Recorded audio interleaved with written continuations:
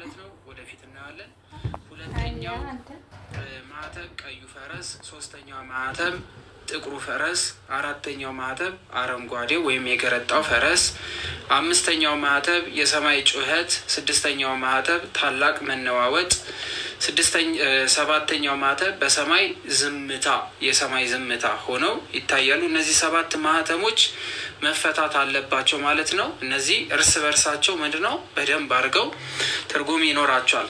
ለምሳሌ የመጀመሪያው ማህተብ ነጩ ፈረስ የዮሐንስ ራዕይ ምዕራፍ 6 ቁጥር 1 እስከ 2 ባለው ላይ ይገልጿል። አንድ ነጭ ፈረስና ቀስተኛ የሆነ ጋላቢ ይመጣል፣ አክሊል ተሰጥቶታል እያለ የሚያስቀምጥ ነው። እያሸነፈ ሊያሸንፍ ወጣ በማለት ይናገራል ማለት ነው።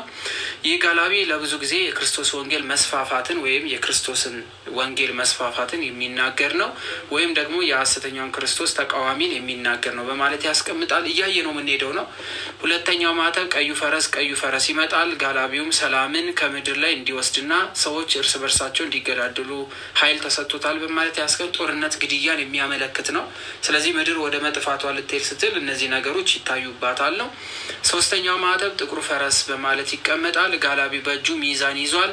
ድምፁም የስንዴ ገበያ በ1 ዲናር የገብስም 3 ገበያ በ1 ዲናር ይሆናሉ፣ ዘይትና ወይንን ግን አትጉዳ ይላል በማለት ያስቀምጣል። ይህ ማህተብ ረሃብን፣ ኢኮኖሚ ችግርን በምድራችን ላይ እንደሚመጣ የሚያሳይ ነው። የዘመኑ ማብቂያ ምልክቶች ናቸው። እሺ፣ ስለዚህ የመጀመሪያው ላይ ስለ ሐሰተኛው መሲህ ወንጌል በወቅቱ ወንጌል ሲስፋፋ ስለ ሐሰተኛው መሲህ መምጣት ምናምን ይናገራል። ሁለተኛው ቀዩ ነው። ሰዎች እርስ በርሳቸው የሚዋጉት ውጊያ በምድር ላይ ጦርነት ስለመምጣቱ የሚናገር ነው። ሶስተኛው ማህተብ ጥቁር ፈረስ ነው። ስለ ኢኮኖሚ፣ ስለ ምግቦች መወደድ፣ የቅንጦት ነገሮች መዛባት፣ እነዚህ ሁሉ የሚያመለክት ነው። አራተኛው ማህተብ አረንጓዴ ወይም የገረጣ ፈረስ ብሎ ያስቀምጧል። የዮሐንስ ራዕይ ምዕራፍ 6 ከቁጥር 7 እስከ 8 ድረስ ይላል። ይህ ማህተብ በሰፊው የሚደርሰው ሞትን፣ በጦርነት፣ በረሃብ፣ በበሽታ፣ በአውሬዎች የሚሞላ መሆኑ ዘመናችን ወደዛ መንገድ እንደሚሄድ የሚናገር ምልክት ነው። አምስተኛው ማህተብ የሰማዩ ጩኸት የሰማዕታት ጩኸት ይቅርታ አምስተኛው ማህተብ የሰማዕታት ጩኸት በመባል ይታወቃል። ይህ ማህተብ የክርስቶስ ስም ስለያዙ የሚሰዉትን ስደትና ሰማዕትነት የሚያቀብል ነው። ስለዚህ ሰማዕትነታቸውን የሚያሳይ መከራቸውን የሚያሳይ እነዚህም ሁሉ የሚያሳይ ነው። ስድስተኛው ማህተብ ታላቅ መነዋወጥ በመባል ያስቀምጠዋል። ይህ ማህተብ ታላቅ የሆኑ ተፈጥሯዊ አደጋዎችን፣ የፍርድ ቀን መቃረቡን የሚያሳዩ ሰዎች ከእግዚአብሔር ፍርድ ለማምለጥ የሚሞክሩ መሆኑን የሚያሳይ እነዚህን ሁሉ የሚገልጡ ናቸው። ሰባተኛው ማህተብ ደግሞ በሰማይ ዝምታ ይሆናል። ይህ ዝምታ ለሚመጣው ታላላቅ ፍርዶች ማለትም ለሰባቱ መለከቶች መክፈቻ ነው። ሰባተኛው ማህተም ሲከፈት 7 መላእክት 7 መለከቶች ተሰጥቷቸው ፍርዱን ያስጀምራሉ ማለት ነው። ስለዚህ በሰማይ ዝም የሚለው ሰባተኛው ማህተብ ሲፈታ ይሆናል ማለት ነው። ከዛ ወዲያ መላእክት ፍርድን ማስጀመር ይጀምራሉ ማለት ነው። ፍርድን ያስጀምራሉ ማለት ነው። ስለዚህ እነዚህን ፒዲኤፎች ግሩፕ ላይ ልክላችኋለሁ፣ ታዩዋችኋላችሁ። እኛ ወደ ትምህርታችን ሰባቱ ማህተም ምንድን ናቸው የሚለው እንድናውቅ ያህለው ያው ወደፊት እየተማርነው ስለምንሄድ ከዚህም በኋላ በዙፋኑ ላይ በተቀመጠው በቀኝ እጁ ላይ ሲል ኃይልን፣ ስልጣንን የሚያሳይ ነው። በቀኝ እጁ ላይ በውስጥና በውጭ የተጻፈበት በ7 ማህተብ የታተመች መጽሐፍን አየሁ አለ። ኃያል የሆነው መልአክም ይህችን መጽሐፍ ይገልጥ ዘንድ ማህተሞችን ይፈታ ዘንድ ለማን ይገባዋል እያለ በታላቅ ድምፅ አሰምቶ ሲናገር አየው። ኃያል የሆነው መልአክ፣ ግዙፍ የሆነው መልአክ፣ በኃይል የተሞላው መልአክ ይህን ቃል ሲናገር ሰማው። በሰማይ ቢሆን በምድርም ቢሆን ከምድርም በታች ቢሆን ያችን መጽሐፍ ሊገልጥ ሊያያት የቻለ የለም እያለ ተናገር። በሰማይም ካለ መላእክትን ማለት ነው፣ በምድርም ካለ የሰው ልጅ ማለት ነው። በታችም ያለው ሲል ደግሞ ከምድር በታች የታሰረውም ቢሆን ማንም ይህንን ሊፈታ ሊገልጥ የቻለ ማንም የለም። ያለቀሱ ብዙዎች ናቸው፣ እኔም አብሬያቸው አለቀስኩ። ያችን መጽሐፍ ሊገልጣት ሊያት የሚገባው ሆኖ የተገኘ የለምና እያልኩኝ አለቀስኩ አለ። ከአለቆቹም አንዱ አታልቅስ አለኝ። ስለዚህ እየጻፈንን ያለው ቅዱስ ዮሐንስ ነው። ሚከፍታት የለም ስለተባለ አለቀሰ። ከብዙዎች ጋር ሆኖ ነው ያለቀሰው። መልአኩ ሚከፍታት ማን ነው ብሎ ሲናገር ሚከፍት እንደሌለ ሲያውቅ ማልቀስ ጀመረ። አታልቅስ፣ እነሆ ከይሁዳ ነገድ የሆነው አንበሳ እርሱም የዳዊት ዘር መጽሐፉን ይገልጥ ዘንድ ሰባቱን ማኅተም ይፈታ ዘንድ ድል ነስቷል አለኝ አለ። ማን ነው? እስኪ ስሙን ጻፉት። ማን ነው ይሄ?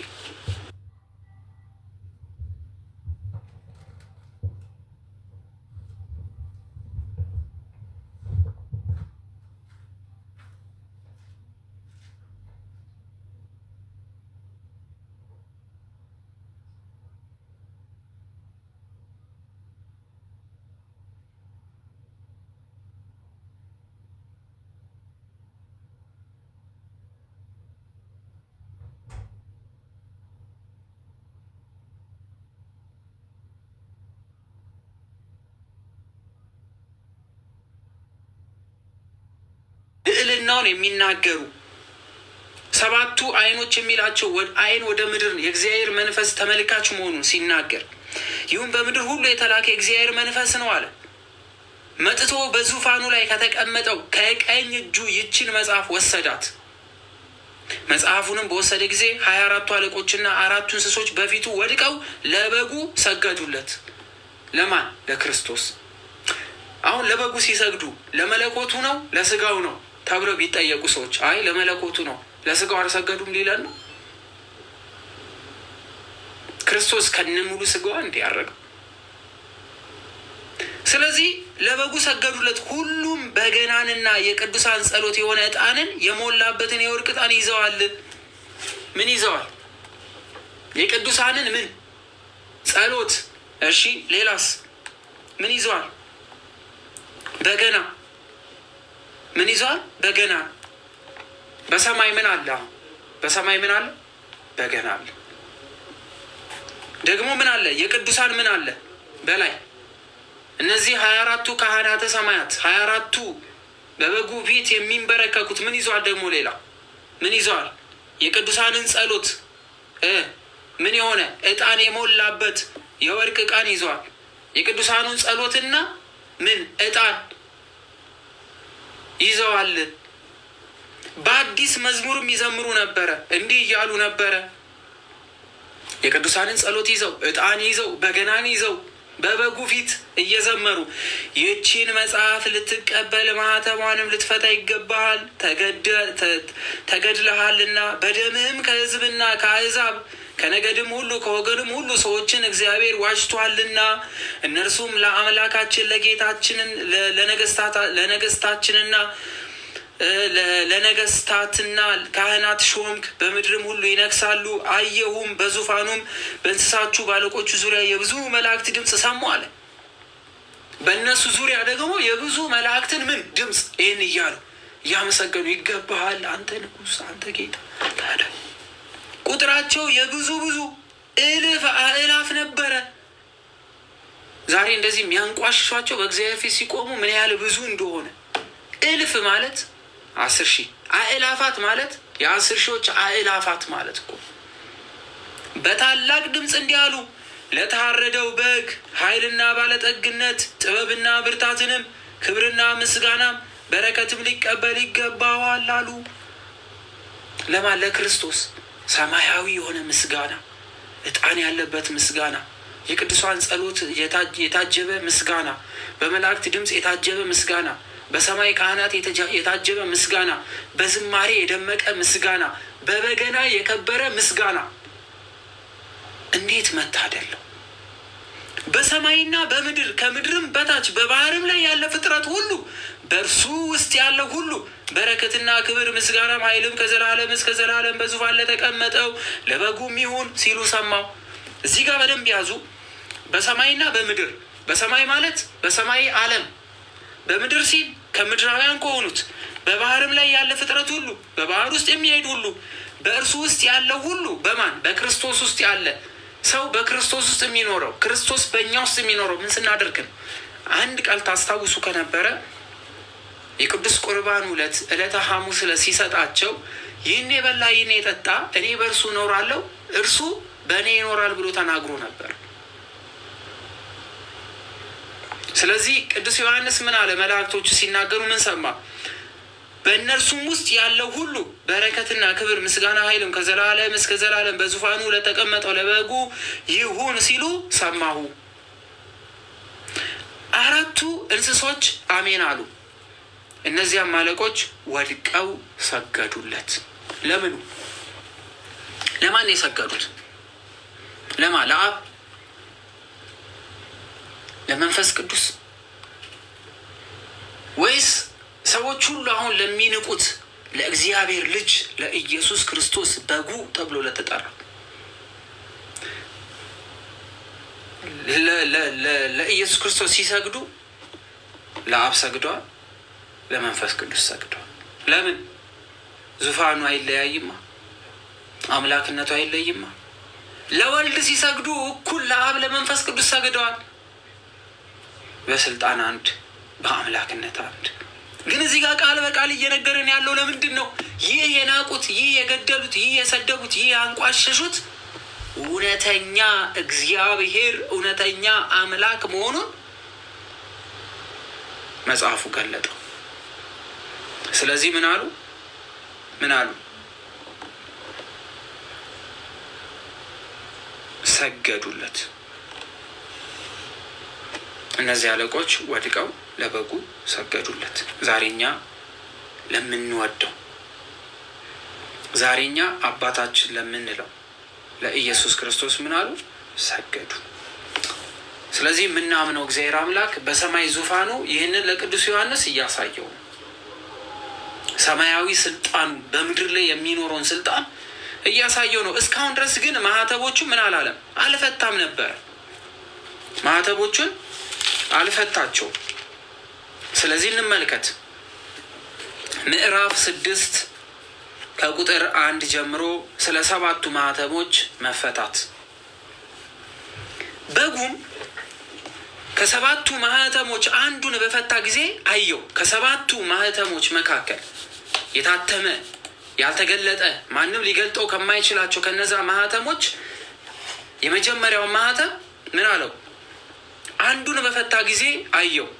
ከአራቱ እንስሶች አንዱ ነጎድጓድ በሚመስል ድምፅ መጥተህ እይ ሲል ሰማሁት።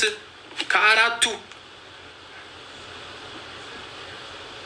እነዚህ ከአራቱ ኪሩቤል መካከል ከአራቱ እንስሳት መካከል ማህተቡን ክርስቶስ በፈታው ጊዜ ከ7ቱ ማህተሞች መካከል አንዱን ሲፈታ ከአራቱ መካከል አንዱ ነጎድጓዳማ በሆነ ድምፅ መጥተህ እይ አለኝ። ሰማው። እነሆ በአንባ ፈረስ ሲወጣ አየው። በእርሱም ላይ የተቀመጠው ቀስት ይዟል፣ አክሊልም ተሰጠው። ድል ሊነሳም ወጣ፣ ድልም ነሳ። ምን አለ? ድል ነሳ።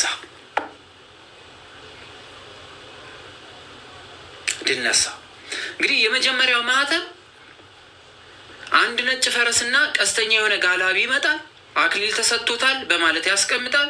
ይህ ጋላቢ ብዙውን ጊዜ የክርስቶስ ወንጌል መስፋፋት ወይም ደግሞ የሐሰት ክርስቶስን ተቃዋሚን የሚያመለክት ነው። ስለ ድል አድራጊነት፣ ስለ ኃያልነት የሚያሳይ ሆኖ ያስቀምጥና ሐሰተኛ ሰላምን የሚያመጣውን ያመለክታል። ግን በወቅቱ ወንጌል ይስፋፋል፣ ብዙ ነገር ይሆናል። ግን ደግሞ ስለ ሐሳዊው መሲህ የምናውቅበት ጊዜ መሆኑን ያስቀምጣል። ሁለተኛው ማህተም በፈታ ጊዜ ከእንስሳቱ መካከል ሁለተኛው እንስሳ መጥተህ እይ ሲል ሰማሁ። ሌላም ዳግመኛ ፈረስ ወጣ፣ በእርሱም ላይ ለተቀመጠው ሰላምን ከምድር ይወስድ ዘንድ ሰዎችን እርስ በርሳቸው እንዲተራረዱ ስልጣን ተሰጠው፣ ታላቅ ሰይፍም ሰጡት። እሺ አሁንም ሪፖርት አለ። ኤኒዌይስ በደንብ ሼር እናድርግ። ስለዚህ ስንተኛ ፈረስ ሲወጣ ተመለከትኩ አለ? ሁለተኛው ማህተም ቀዩ ፈረስ ዳማ የሆነ ፈረስ ጋላቢው ሰላምን ከምድር ላይ የሚነጥቅ የሚወስድ ስልጣን የተሰጠው። አሁን እንደምንመለከተው በዚች በምድራችን ላይ ማህተቦቹ ምን ያህል እየተፈቱ እንደሆነ ማወቅ የምንችለው ለዚህ ነው። ምድር በእኩል ሰዓት ጦርነት ውስጥ ገብታለች አይደል? አሁን ሐሰተኛው መሲህ የሚመጣበት ዘመን ነው፣ እውነት የሚደበቅበት ምናምን እያስተዋላችሁ ሰዎች እርስ በርሳቸው እንዲገዳደሉ ኃይል የሰጠው ነው። ይህ ማተብ ጦርነትና ግድያን የሚያመለክት ነው። ጦርነትን፣ ግድያን፣ መጨፋጨፍን፣ መገዳደልን እነዚህን የሚያመጣ ማህተብ ነው። ሁለተኛው ማህተብ ቀዩ ፈረስ ወይም ዳማ ፈረስ። ሶስተኛው ማህተብ በፈታ ጊዜ ከእንስሳቶቹ ሶስተኛው እንስሳ መጥተህ እይ ሲል ሰማሁት። አየሁም፣ እነሆ ዱሪ ፈረስ ወጣ። ጥቁር ፈረስ ማለት ነው። በእርሱም ላይ የተቀመጠው በእጁ ሚዛን ይዟል። በአራቱ እንስሶች መካከል እንደ ንስር ድምፅ አንድ ርቦ ስንዴ በዲናር፣ 3 ርቦ ገብስን በዲናር፣ ዘይትንም ወይንንም አታጥፋ ሲል ሰማሁት። ይህ ረሃብን፣ ኢኮኖሚ ችግር የሚያመለክት ሲሆን ምግብ በጣም ውድ ይሆናል፣ ነገር ግን አይጠፋም።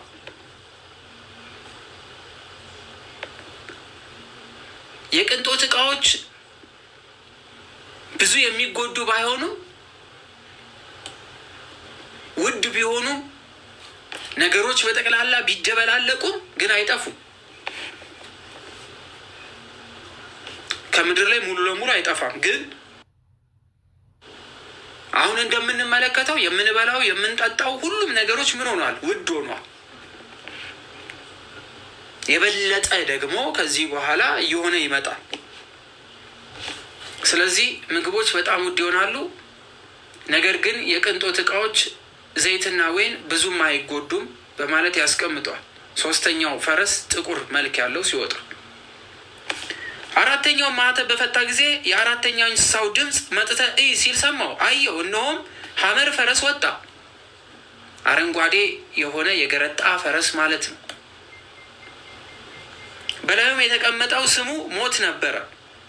ሲኦልም ትከተለዋለች። በጦርና በረሃብ በሞትም በምድርም አራዊት ይገሏቸው ዘንድ በምድር 4ኛ እጅ ላይ ስልጣን ተሰጣቸው። ከምድር 1/4 ላይ ስልጣን ነበር።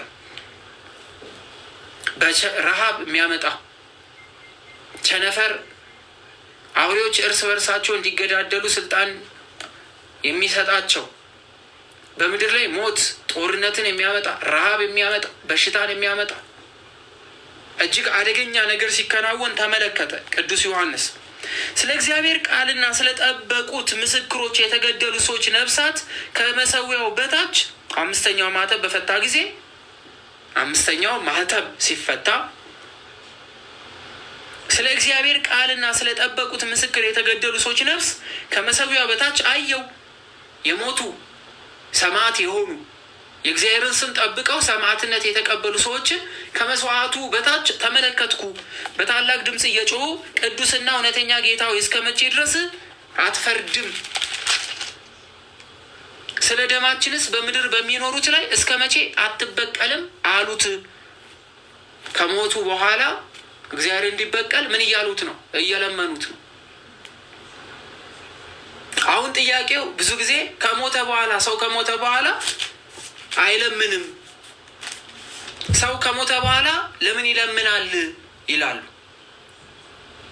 የሆነ ቅዱስ ከሞተ በኋላ የሆነ ሰማዕት ከሞተ በኋላ ፍርድ ይጠብቃል እንጂ ከእግዚአብሔር ጋር አይነጋገርም ይሉናል። እነዚህ እኮ በምድር ላይ ስለ ደማችን ፍረድልን እያሉ ሁሉ እየለመኑት ነው። አሁን ጥያቄው እሺ እነሱስ መለመኑን ለመኑ፣ እግዚአብሔርስ ይመልስላቸዋል ወይ ነው ጥያቄ። አሁን እነዚህ የሞቱ ቅዱሳንና ሰማዕታትና እግዚአብሔር ይነጋገራሉ ወይ? ቅዱስ ዮሐንስ በዓይኑ እያየ ነው። እያሳየው ያለው እግዚአብሔር ነው፣ ራሱ ክርስቶስ ነው። እየተመለከተ ያለው እየሆነ ያለውን ነገር ነው።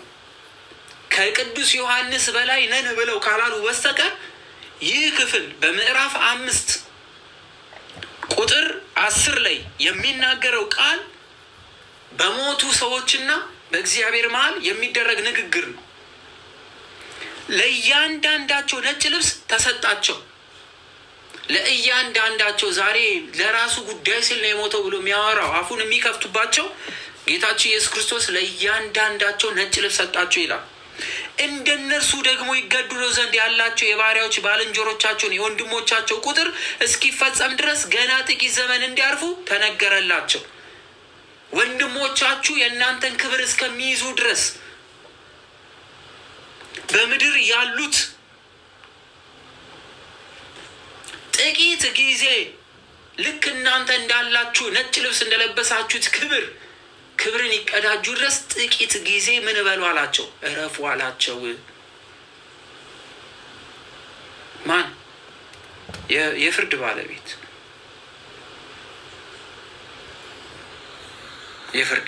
ጥቂት ጊዜ እረፉ አላቸው።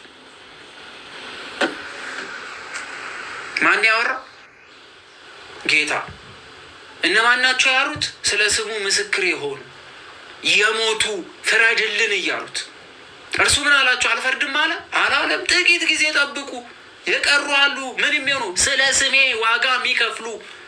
ለእነሱስ ምን ሰጣቸው? ነጭ ልብስን። ስድስተኛው ማኅተም በተፈታ ጊዜ ግን ዳግመኛ ታላቅ መናወጥ ሆነ። ፀሐይ እንደ ማቅ ጥቁር ሆነ፣ ጨረቃ ሁለንተናው እንደ ደም ሆነ። ከዋክብትም ጽኑ ንፋስ በመታው ጊዜ ያልደረሰ ፍሬውን እንደሚያረግፍ በለስ ከሰማይ ረገፉ። ሰማይ እንደሚጠቀለል ብርሃና ተጠቀለለች። ተራሮች፣ ደሴቶች ሁሉ ከስፍራቸው ተወገዱ። ዛሬ እንደፈለገ የሚፈነጨው ሁሉ እቺ ቀን ስትመጣ የሚገባበትን ያጣል። ሰባተኛው ማኅተም ፍጹም የእግዚአብሔር ቃል የሚሆንበት፣ ሰማይ ምድር ተጠቅልለው የሚያልፉበት፣ የምድር ነገስታት፣ መሳፍንቶች፣ አለቆች፣ ባለጠጎች፣ ታላላቆች፣ ባሪያዎች፣ ጌቶች ሁሉ በዋሾቻቸው በተራሮቻቸው አለት ስር ተደበቁ። ዛሬ የእግዚአብሔር መቅሰፍት ሊመጣ ነው ብለው እነ ቢል ጌት፣ ሌሎቹ ታላላቅ የተባሉ መኳንንት፣ ባለስልጣናት ምናምን ከምድር ስር ቤት እየሰሩ አለ እንዴ? አላያችሁ? ግን ተራሮችን፣ አለቶችን፣ ዋሻዎችን በእኛ ላይ ውደቁ፣ በዙፋኑም ከተቀመጠው ፊት ከበጉም ቁጣ ሰውሩን አሉ። ይሰወራሉ። ግን ከበጉ ማን መሰወር ይችላል? ማንም። ዛሬ አፉን የሚከፍት፣ ዛሬ እግዚአብሔር ላይ የሚሳለቅ፣ ዛሬ የእግዚአብሔርን ቁጣ ለመመልከት የሚፈራው ሁሉ ይቺን ቀን ለማየት ይፈራታል። እያየን ነው። እግዚአብሔር የሌለ የመሰለው በዚህ ምድር ላይ እግዚአብሔር የማይፈርድ እግዚአብሔር ስለ ቅዱሳኑ ደም የማይፈርድ የመሰለው ሁሉ በኃይልና በስልጣኑ ተመክቶ የሚኖር ሁሉ እግዚአብሔር ላይ የሰለጠነ የሚመስለው ሁሉ በምድራዊ ጥበቡ እግዚአብሔር አምላክን ያሸነፈ የሚመስለው ሁሉ ይቺ ሰባተኛዋ ማኅተም ስትፈታ የሚገባበትን ያጣል። ታላቂቱ የፍርድ ቀን ደርሳለችና ማን ሊቃወማት ይችላል አሏቸው። እንዲህ ሊቃወሟት ይችላሉ? ያው ዜና ሁሉ እሷ አይደል እንዲያውም ያለ በትልልቅ ትሪሊየን ሚሊዮን ዶላሮች ከምድር በታች እየገነቡ አይደል እንዴ? ተራሮችን እየማሱ አይደል እንዴ? የሚደበቁበትን ቦታ ፈልገው የት እንደሚገቡ የት እንደሚወጡ ወዴት መሸሸግ እንዳለባቸው ግራ እየተጋቡ አይደል እንዴ ያለው? እስኪ ዞር ብላችሁ ተመልከቱ። ምን እየተከናወነ እንደሆነ ትረዳላችሁ። ዓለም እንዲህ በአንድ እግሯ በጦርነት ስትቆም፣ ይሄ ሁሉ ኑሮ ውድነት፣ ያ ሁሉ ቸነፈር ምድር ላይ መጥቶ ያን ሁሉ ሲጥል፣ ሞት በምድር ላይ ሲመላለስ፣ እግዚአብሔር ሲሰደብ፣ ኑሮ ሲወደድ፣ በመላው ዓለም ላይ ሰው የሚበላው ግራ ገብቶ ሲጨነቅ፣ ይህ ሁሉ ሲሆን ያለ ምክንያት ይመስላችኋል? እግዚአብሔር አምላክ የሚፈርድበት ጊዜ ደርሷል። ጊዜው አሁን ነው። ወይ ከእግዚአብሔር ጋር መኖር ወይ ለእግዚአብሔር ጀርባችንን መስጠት። ስለዚህ ቅዱስ ዮሐንስ በዚህ በምዕራፍ 5 በምዕራፍ 6 ላይ ይህንን ማኅተም እግዚአብሔር አምላክ ሲፈታ ተመለከተ። ለእኛ ይህን ቃል ለምንቀበል ለዚህ ቃል ለታመንን የእግዚአብሔር ልጆች ነን ብለን ራሳችንን ላስገዛን ሁሉ የጊዜው መድረስ ነገረን። ጆሮ ያለው ይስማ፣ የመንፈስ ቅዱስ ቃል የታመነ ነውና። ጆሮ ያለው ይስማ፣ የቅዱሳን ቃል የታመነ ነው። ጆሮ ያለው ይስማ፣ ከጥፋት ጊዜ ራሱን ይጠብቃልና። ጆሮ የሌለው ይቀልዳል።